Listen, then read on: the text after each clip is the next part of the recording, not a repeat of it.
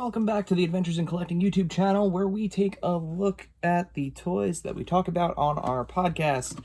And today we are continuing with the Marvel Legends Deadpool Fox figures. We already took a look at Josh Brolin's Cable, and today we are taking a look at Domino. So I actually got Domino shortly before I got the Cable figure shipped from Amazon. She shipped a little bit early, but fantastic figure. Again, the $5 markup on the normal Marvel Legends. These are going for $25 as opposed to $20. Not entirely clear as to whether or not that is just the level of detail and accessories or simply a licensing thing. But again, much like the Cable figure, this figure is simply gorgeous. Stunning figure, incredible likeness. Let's take a quick look at the box. Again, if you've seen these Fox Marvel Legends figures, this is what you've come to expect now. Kind of redesigned box. This has the Deadpool graffiti on it, with the with his magic marker version of her name here. As well as the big window showing you all the accessories, which we get 3 weapons. So we get 2 little, I guess you would say, Uzis here, and a sidearm, as well as 2 additional hands and an additional head sculpt. The art on the back, same as usual. So without any kind of delay, let's cut to our next camera and let's take a closer look at Domino. Okay, I'm over the convoy. Where did the rest of the team land? Good news and bad news. Bad news is the whole team is dead. The good news is I don't think anyone's gonna miss Shatterstar. He was a bit of a prick. All right, and we're back, and let's take a look here at Zazie Beetz's Domino. So I immediately switched over to the alternate head. I love the little lucky smirk there, as well as the goggles that are kind of pressed up underneath her hair. They did something really cool with her head sculpt here and her hair on both heads. It's actually slightly translucent and has like this kind of rubbery, kind of jelly feel to it almost. It really kind of brings out the light in the hair when you're, especially for photography. Like, I'm looking at it now in the camera as I'm showing it to you, and it looks different than it does with my own eyes right in front of me. But it's a really cool effect with the hair, and it plays with the light really well. I'm super into it. So let's get into the paint and detail here of Domino. So I did mention that the 2 head sculpts, the difference between the 2 being, both great likenesses of Zazie here, but the first one has kind of a flat expression, whereas this has a nice little smirk and has the goggles hidden, as you can see the difference there. Again, we'll get these in the light box and we'll get into further detail there. She does have a necklace on, as well as some really great tooling in her costume here. You can even see down to, like, there's a little bit of texture and stitching in her abdomen section here. The belt, again, not removable, but it does flex with her body, so that way, things like kicking and even something going as far as doing. Can she do a split?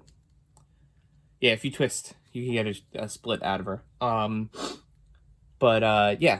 She has some built-in weaponry here on the side, non-removable. It's molded in. She does have a holster here for her sidearm, and texture throughout her pants, and some great-looking boots, and lots of texture and design work done on the boots. And what I love is it's not that standard female Marvel Legends weird wedged boot thing. She actually has proper boots with a little tiny bit of a heel, as you could kind of see there. Yeah, very excited about that. I hate posing with those little wedges. They're very difficult to work with. So let's get into articulation. So articulation, she's got her standard ball joint on her head, so she can look considerably far down, up enough. I mean, her hair does block her head from going further back. She can cock her head a little bit to the sides, and of course, spin all the way around. Her arms are ball joints.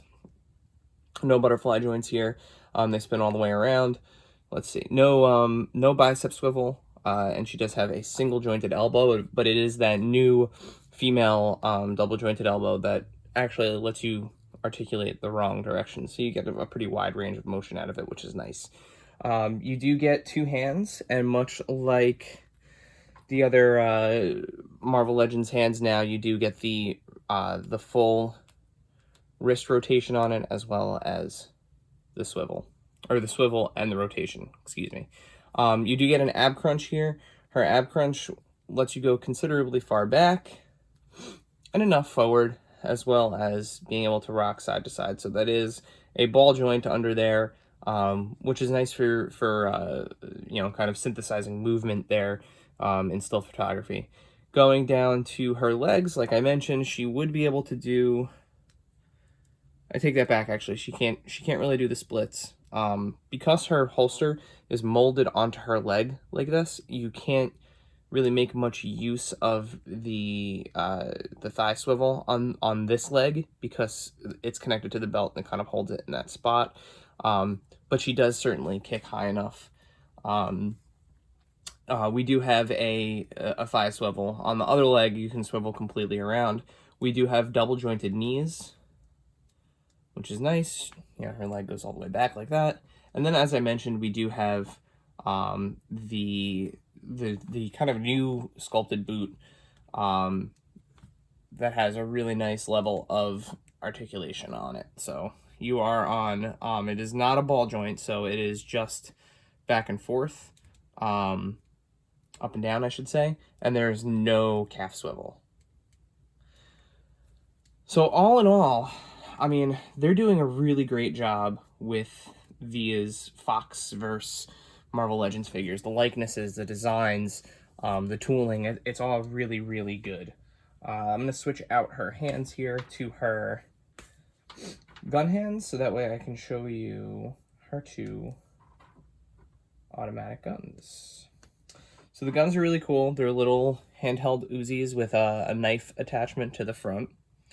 And her trigger fingers are, you know, again, as you'd come to expect from Marvel Legends. My one piece of feedback with these, unfortunately,